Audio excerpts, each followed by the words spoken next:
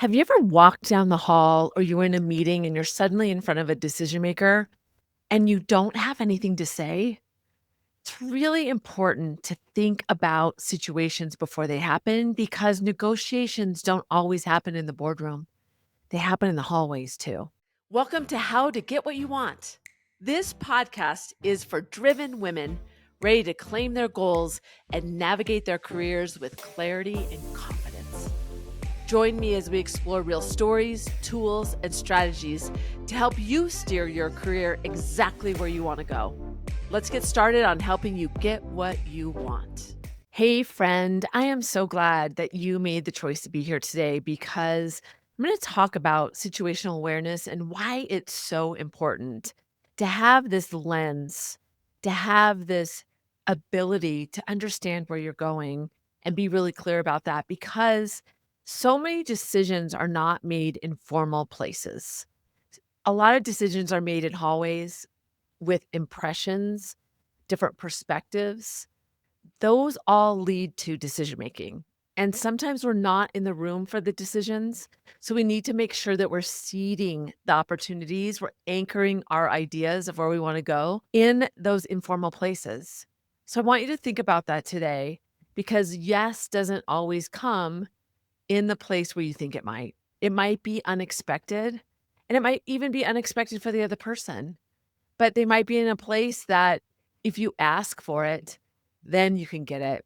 Remember, the one thing I can tell you for sure is you will never ask for something if you aren't clear about what you want.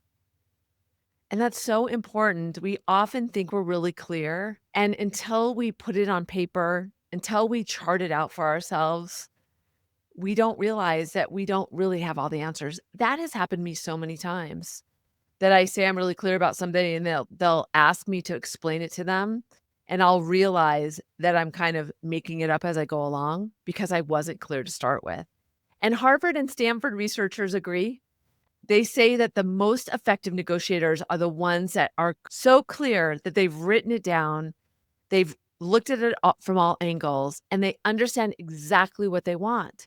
Because when you consider where you're going, the steps along the way become more obvious to you and you can take them.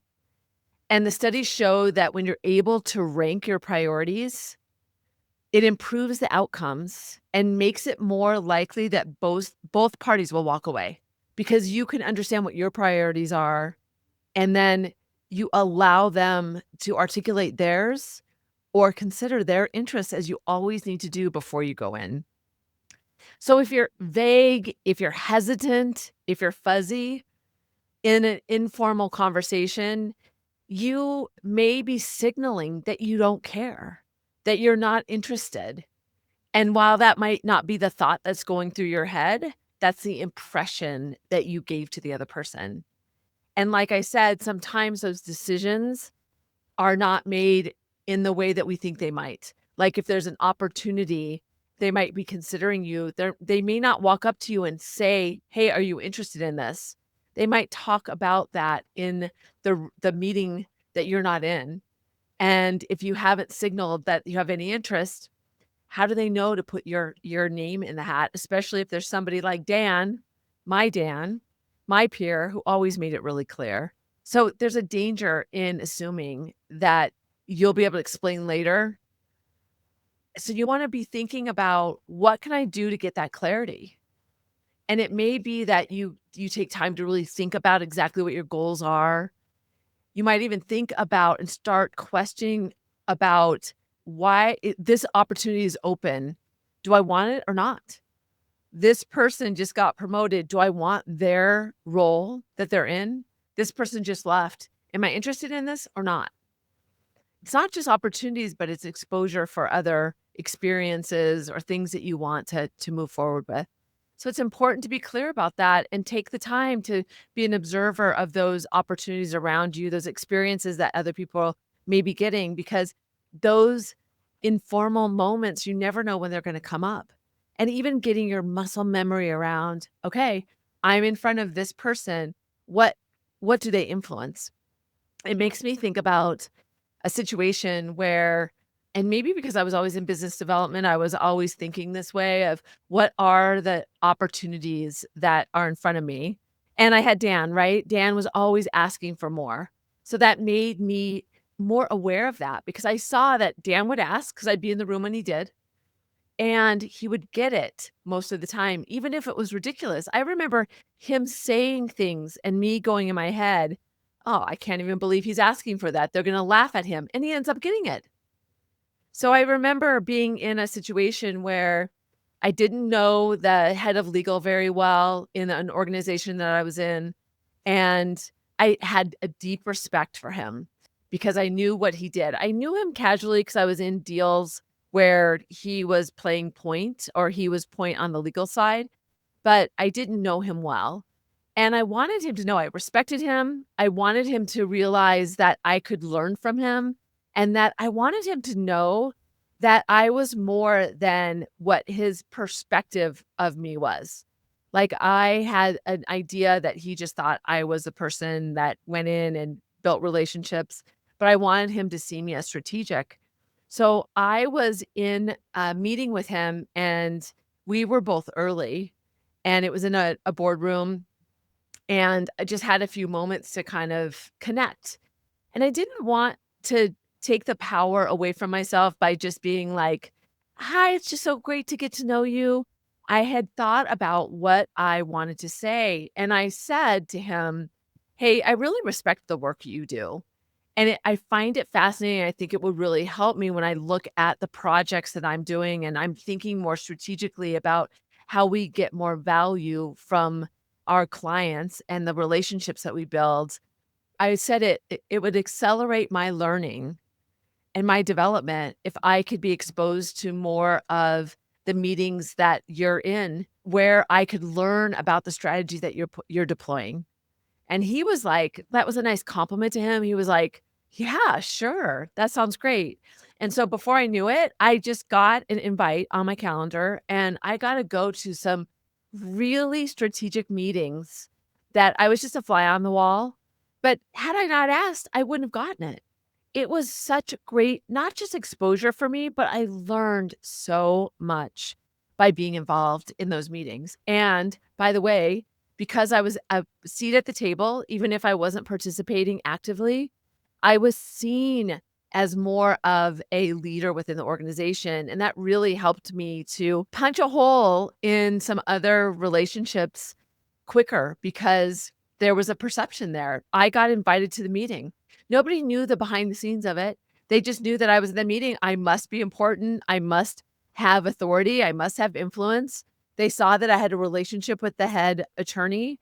That's such a great story to explain why it's so important to think about what you want and be ready to frame it in a way that has a voice that doesn't come from an insecure place, comes from a place of confidence. And I think about kind of the opposite side of that. I have a client that I work with, and I have such a great perspective because I work within many layers of the organization. So sometimes I'm working one on one within the organization and at the top. And so I have to be really careful what I share. I'm really careful not to step out of my boundaries. So I knew that there was somebody within the organization that was really interested in a new role. And they were telling me about that interest. It wasn't kind of in the center of what we were coaching on, but I just knew that this person was interested. And a few weeks later, I was involved in a conversation with that person's boss and their boss's boss, and they were looking at candidates, and that person's name came up, and they were like, "Oh, I don't think she's interested. She's never said she was. She hasn't really said anything, but she's not illustrating to me that she had any interest anyway." And I'm like, "Oh my gosh, what a sad commentary. This woman is such a they respect her. They think she could do the role. They were talking about it, but she hadn't raised her hand. She hadn't said to her boss, 'I'm interested in this.' She hadn't said anything. She just assumed that the decision was not anything that she could influence. She didn't say anything in those moments, those hallway conversations, just to just to anchor the idea that there was interest there so that her name would be put in the hat. Oh, it's so heartbreaking. She didn't get it. And her and I have talked about that. She understands the importance of that, of taking the reins and be thoughtful about what is important to you and who needs to know that. Even if you think it's obvious, you may have said in your annual review to your boss that you're interested in a promotion or you're interested in something more. But just because an open position becomes available, it doesn't mean they'll automatically go, "Oh, they said this 6 months ago, that this must be a good opportunity for them." You don't know. They don't know. So saying it once is not enough. Seeding these ideas to various people is really key to making sure that in that meeting, you are seen so that they know that you have interests. Plus, they don't wanna give it to somebody that isn't passionate about it, that doesn't want to really take it and run with it. They want somebody that really wants it so that they'll do a great job. So show them your value. Illustrate on a regular basis. So what do? Even before you're ready, think about where you want to go so that in those passing moments, you will seed ideas for others. Even if it doesn't go anywhere at first, seeding those ideas shows that you have interest. It shows that you're invested. It even unlocks an opportunity, like going to that meeting, that example that I gave with the head of legal. He didn't have any problem inviting me to the meetings. He wouldn't have just done it on his own. I had to seed that idea for him. My tip to you is take some time to think about what's important to you. Allow yourself to imagine a lot of different conversations. What would be great exposure for you? Who do you want to make sure the perception of you is sound and driven by you? So that when you run into that person or you're early to the meeting and you were both there, or you're lingering a little longer and you get a few seconds with them, you can say, "Hey, I'm interested in this." Be thoughtful about that. Write it down. Be really clear. Put it out there. Even if it feels a little bit outside of your comfort, take some time to really be clear about it so that when those things come up, you're ready. The second is think about what's important to the other person. What are their interests?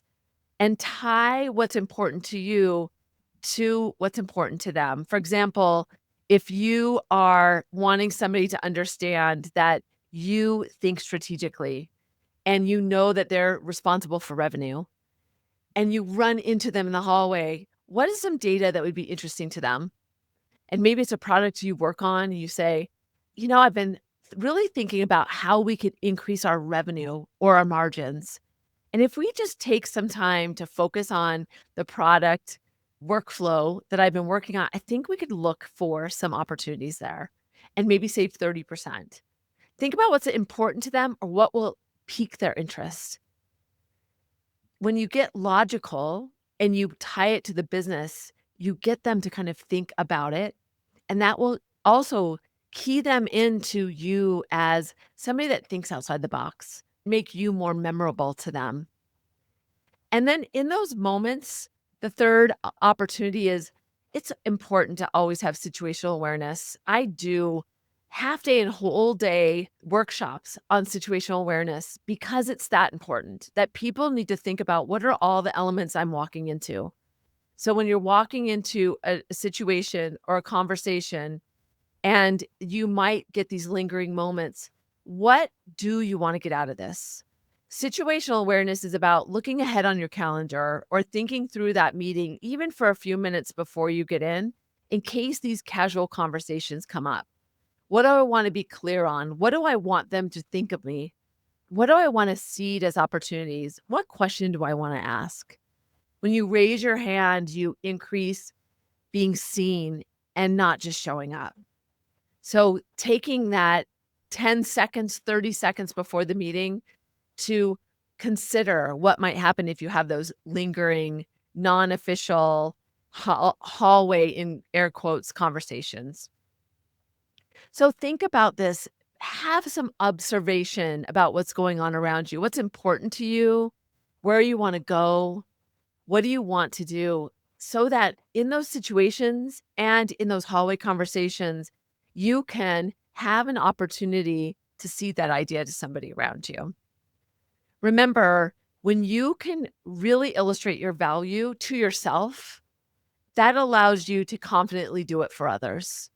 So celebrate that. Be really clear about that and understand where you wanna go.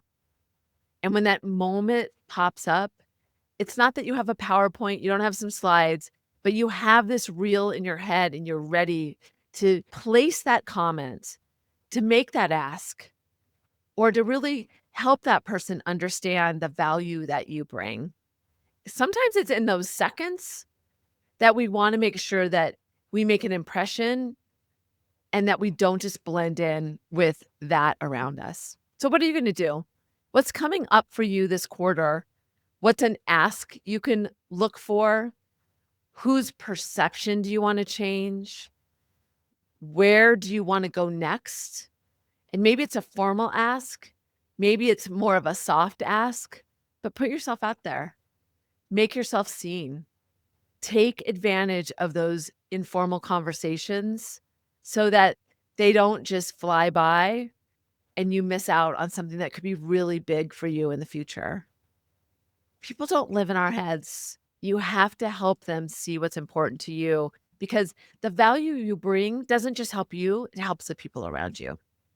If this really landed with you, if this made you think about something, feel free to share this with somebody else. It's a win-win, helps them know that you're thinking of them.